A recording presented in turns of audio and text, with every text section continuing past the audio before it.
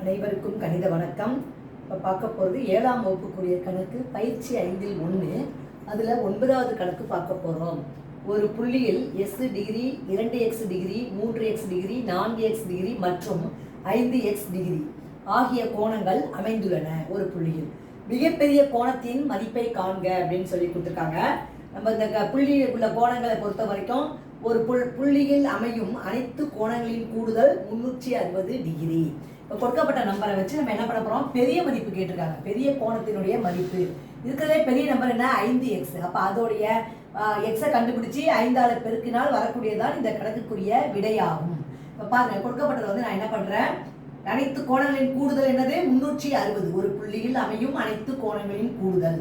அப்போ x plus 2x plus 3x degree plus 4x degree plus 5x degree equal to 360 degree.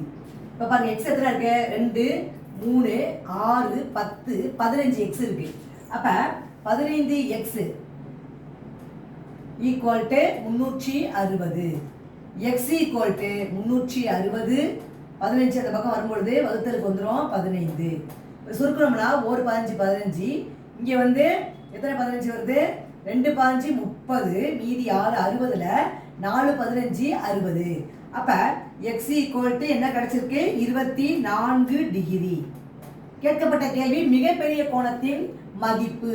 அப்போ 5x தான் பெரியது. அப்போ 5 × 24 பெருக்கினால் என்ன வரும்னு பார்த்தோம்னா 4 5 20, மீதி 2, 2 5 10 12. அப்போ மிகப்பெரிய கோணத்தினுடைய மதிப்பு என்ன அப்படின்னு பார்த்தோம்னா 120 டிகிரி. புரிஞ்சுங்களா?